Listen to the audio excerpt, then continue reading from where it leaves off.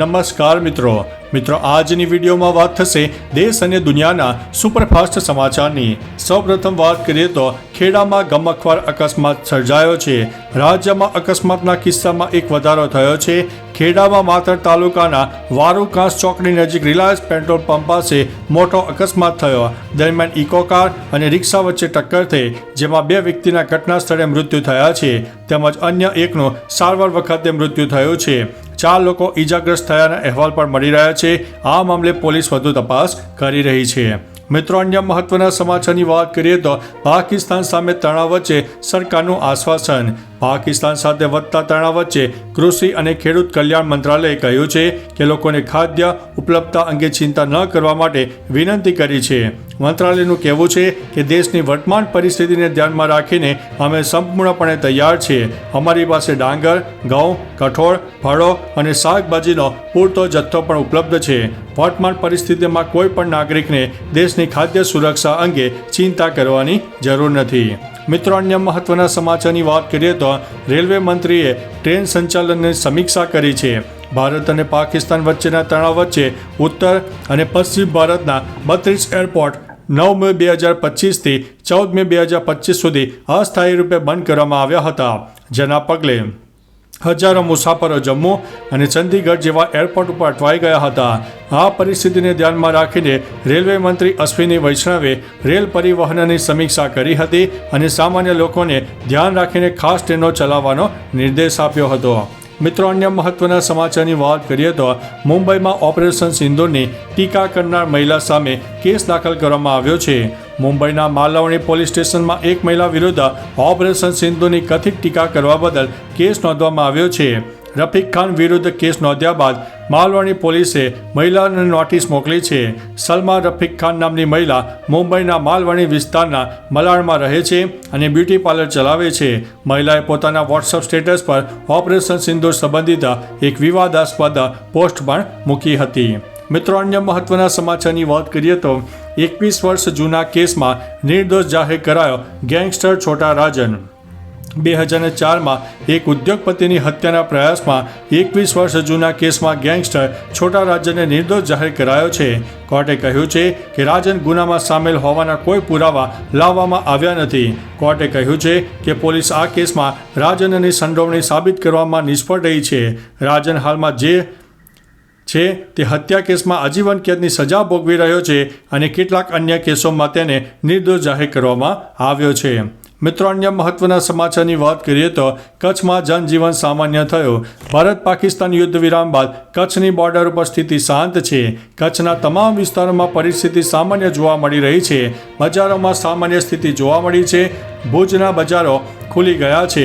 નોંધનીય છે કે રાત્રે ડ્રોન હુમલાના નિષ્ફળ પ્રયાસ બાદ બ્લેકઆઉટ આપવામાં આવ્યું હતું। પછી રાત્રે 10 વાગ્યાથી અત્યાર સુધીમાં કોઈ ડ્રોન હુમલો થયો નથી, તેથી લોકોએ રાહતનો શ્વાસ લીધો છે। મિત્રો, અન્ય મહત્વના સમાચારની વાત કરીએ તો ઓપરેશન સિંદૂર અંગે મોટી અપડેટ સામે આવી છે। રક્ષામંત્રી રાજનાથ સિંહે ઓપરેશન સિંદૂર અંગે જણાવ્યું છે કે ભારતીય દળોએ આતંકવાદીઓને ખતમ કરવા માટે ઓપરેશન સિંદૂર શરૂ કર્યું। આપણી સેનાની ગર્જના સરહદ પાર સંભળાઈ। દુનિયાએ આપણી તાકાત જોઈ। આતંકવાદ અને તેના માસ્ટર્સની જમીન સરહદ પર પણ સુરક્ષિત નથી। ભારતે રાવલપિંડી સુધી ઘૂસીને માર્યા। અમે ક્યારે નાગરિકોને નિશાન બનાવ્યા નથી, પરંતુ તેઓએ અમારા મંદિરો, મસ્જિદો અને ગુરુદ્વારાઓ પર હુમલો કર્યો છે।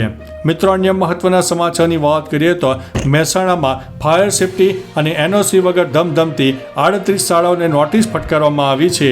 મહેસાણા જિલ્લાની 38 શાળા એવી છે જેમની પાસે શાળાના ઓરડા છે, શિક્ષકો છે, અનુભવ છે, ઇન્ફ્રાસ્ટ્રક્ચર છે, પણ નવા સત્રમાં બાળકોને શાળાએ બોલાવીને અભ્યાસ નહીં કરાવી શકે, કારણ કે આ શાળાઓ પાસે ફાયર NOC નથી। આવી શાળાને શિક્ષણ વિભાગે નોટિસ ફટકારી છે। જ્યાં સુધી ફાયર NOC ન મળે ત્યાં સુધી ઓનલાઈન અભ્યાસ બંધ કરવા સૂચના આપી છે। મિત્રો, અન્ય મહત્વના સમાચારની વાત કરીએ તો સિનોર પાસે ST બસ ઝાડમાં ઘૂસી ગઈ હતી। 6 વ્યક્તિઓ ઈજાગ્રસ્ત થઈ છે। વડોદરા ગ્રામ્યમાં આવતા સિનોર સાદલી ગામે જતી એસટી બસને અકસ્માત નડ્યો, જે ઝાડમાં ઘૂસી ગઈ હતી. ઘટનામાં બસને આગળના ભાગે મોટું નુકસાન પહોંચ્યું છે. આ ઘટના સમયે બસમાં આશરે 50 જેટલા મુસાફરો મુસાફરી કરી રહ્યા હતા. તે પૈકી 6 મુસાફરોને નાની મોટી ઈજાઓ પહોંચી હોવાનું સૂત્રો જણાવી રહ્યા છે.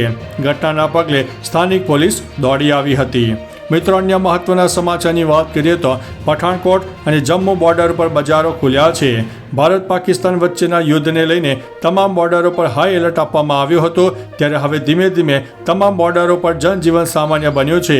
તો બીજી બાજુ પઠાણકોટ અને જમ્મુ બોર્ડર પર જનજીવન સામાન્ય બન્યું છે અને બજારો પણ ધીમે ધીમે ખુલવા લાગ્યા છે. મિત્રો, અન્ય મહત્વના સમાચારની વાત કરીએ તો રાજનાથ સિંહે બ્રહ્મોસ મિસાઇલના પ્રોડક્શન અંગે ઉદ્ઘાટન કર્યું છે. યુપીની રાજધાની લખનૌમાં દેશની લશ્કરી શક્તિને વધુ મજબૂત બનાવવાની ઘટના ઘટી છે. સંરક્ષણ મંત્રી રાજનાથસિંહ અને બ્રહ્મોસ સુપરસોનિક ક્રૂઝ મિસાઇલના પ્રોડક્શન યુનિટનું વર્ચ્યુઅલી ઉદ્ઘાટન કર્યું છે. આ unit UP defence industrial corridor અંતર્ગત તૈયાર કરવામાં આવ્યું છે. આ યુનિટ દર વર્ષે 80 થી 100 મિસાઇલોનું ઉત્પાદન કરવા સક્ષમ છે. આ કાર્યક્રમમાં સીએમ યોગી અને લશ્કરી અધિકારીઓ હાજર રહ્યા હતા. મિત્રો, અન્ય મહત્વના સમાચારની વાત કરીએ તો 27 મેના રોજ કેરળમાં ચોમાસાના આગમનની શક્યતા વર્ણવવામાં આવી છે. દેશના દક્ષિણ પશ્ચિમ ભાગમાં ચોમાસાનું 27 મેના રોજ કેરળમાં આગમન થવાની આગાહી હવામાન વિભાગ દ્વારા કરવામાં આવી છે. સામાન્ય સમય કરતાં આ વખતે ચોમાસું 5 દિવસ વહેલા આવવાની આગાહી કરવામાં આવી છે. આ ચોમાસામાં ખરીફ પાકની વાવણી અને તેને સારો પાક મળે તેવી શક્યતાઓ સેવાઈ રહી છે. વિતેલા 2 વર્ષની જેમ આ વર્ષે પણ ચોમાસું વધારે સમય રહેનાર હોવાનું હવામાન નિષ્ણાતોએ ઉમેર્યું છે. મિત્રો, અન્ય મહત્વના સમાચારની વાત કરીએ તો બ્રહ્મોસના વર્ચ્યુઅલી ઉદ્ઘાટનમાં સીએમ યોગીની ગર્જના. યુપીની રાજધાની લખનૌમાં સંરક્ષણ પ્રધાન રાજનાથસિંહે બ્રહ્મોસ સુપરસોનિક ક્રૂઝ મિસાઇલના ઉત્પાદન માટે નવા એકમનું વર્ચ્યુઅલી ઉદ્ઘાટન કર્યું. આ પ્રસંગે યોગી આદિત્યનાથ પણ હાજર રહ્યા હતા. તેમણે કહ્યું હતું કે આતંકવાદ કૂતરાની પૂંછડી છે જે ક્યારેય સીધી નહીં થાય. હવે તેને કચડી નાખવાનો સમય આવી ગયો છે.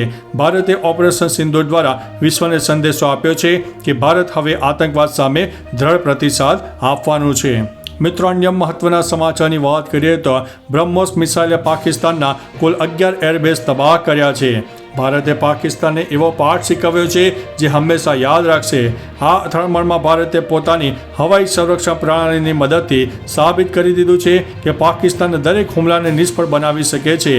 તે જ સમયે મોટા સમાચાર સામે આવી રહ્યા છે કે ભારતે પાકિસ્તાનને તેના બ્રહ્મોસની શક્તિ પણ બતાવી દીધી છે. બ્રહ્મોસ મિસાઇલે પાકિસ્તાનના 11 એરબેઝને નાશ કર્યા છે. મિત્રો, અન્ય મહત્વના સમાચારની વાત કરીએ તો પીઓકે પાછું આપો, બીજી કોઈ વાત નથી કરવી તેવું ભારતે જણાવ્યું છે.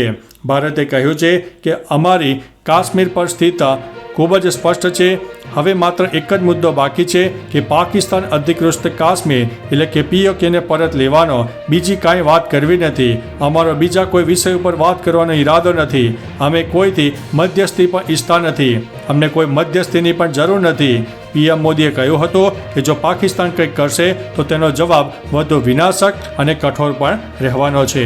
તો ચાલો મિત્રો, ફરીથી દેશ અને દુનિયાના સુપરફાસ્ટ સમાચાર લઈને મળતા રહીશું. ત્યાં સુધી અમને રજા આપશો. નમસ્તે.